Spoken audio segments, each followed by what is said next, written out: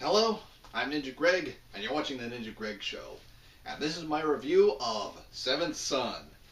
In a fantasy world of, I don't really know where because the movie doesn't actually say, medieval times-ish fantasy kingdom number 364. What, this, this man known as Master Gregory, yes, seriously, is what's called a spook. And in that world, spooks are basically a name for a brand of warriors who are they're basically like monster hunters. They fight, the forces of darkness, monsters, witches, dragons, and the sort. You got any kind of supernatural problem, the spooks are the ones you call. Anyways, years ago, Master Gregory sealed away this very powerful witch known as Mother Malkin, but after time passes, the blood moon rises again in the sky, she grows more powerful and breaks free. And after killing Master Gregory's current apprentice, he finds himself in the need of a new apprentice named Tom Ward. And Tom Ward is the seventh son of the seventh son. And what significance that has, I have no idea, but I'll expound on that in a minute. Or later when I talk about the negatives. So yeah, Master Gregory and Tom, they Gregory teaches Tom the tools of the trade of learning what it means to be a spook, and they go off to fight Mother Malkin and her minions and save the world from a reign of darkness. Okay, so what's good about this movie? Well, it's got action, a lot of great fantasy elements, people turning into monsters and all kinds of neat fantasy action going on. And I guess some of the lore between the about the spooks and how they work is kind of interesting. Apparently, they were all the original spooks were there were this group of warriors known as the Falcons, and they were all the seventh sons of seventh sons. And I guess that's where our movie title comes in, because apparently being the seventh son of a seventh son is a big deal in this world.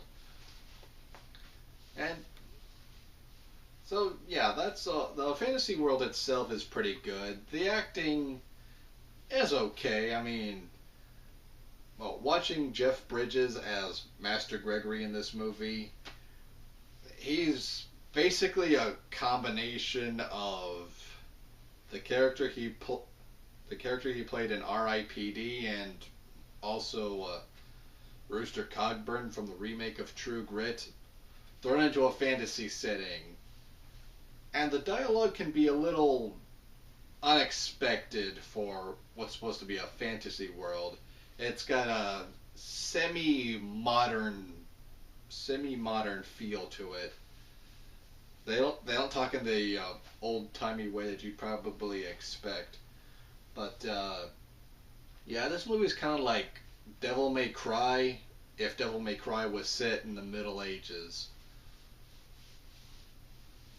So uh, so yeah, you have Jeff Bridges as Master Gregory, who's the old, grouchy, but still snarky and still snarky warrior who doesn't waste any time, just vanquishing any forces of evil that comes his way, and he's got little patience for anything less. And of course, his new apprentice has a little trouble with, murdering another living being, despite them being evil, and he doesn't think neither of them thinks that Tom's gonna be cut out for the job of being a spook. And so yeah, it's all very cliched, and we've seen this sort of thing before. Stop big bad guy before a prophesied certain time, or else it'll be complete darkness. Yada yada yada. We've seen this song and dance done 100 times. But I will say this about Seventh Son: it's not boring. It definitely kept my interest throughout the whole thing. But I do have some complaints to say about it. We are told we are told very little. I mean, I guess we're told what we need to know. Like, there's this MacGuffin that is explained, and we know enough about the characters to, kind of know where they're coming from and enough of their past that as it pertains to the movie. But we are not told the significance of being a seventh son. It's just there's this band of warriors that are all the seventh sons of seventh sons. I don't get it. And of course, there's this very forced and contrived romance between Tom and the daughter of the sister of Mother Malkin. So she's kind of a half witch. You from the minute you see this girl whose name is Alice, the minute you see her, you can immediately tell what's going to happen with her and Tom. Of course, they're gonna be an item and all that nonsense. So, yeah,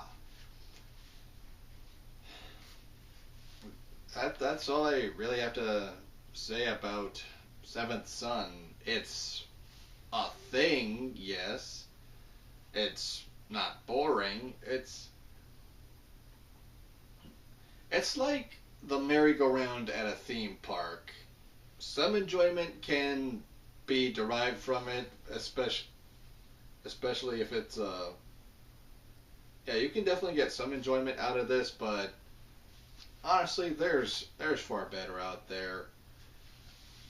Like some like you might not want a merry-go-round. Well, a merry-go-round is certainly fine. Maybe you want a roller coaster or something. But yeah, Seventh Son. It's not fantastic, but it's not really bad and not terribly mediocre. At least it certainly left a better impression than Necessary Roughness. But anyways, that's all I've got to say on this one. I'm Ninja Greg. You've been watching the Ninja Greg Show. Don't forget to like, subscribe, and click that bell for notifications so you know whenever I put something new up. I'll see you next time.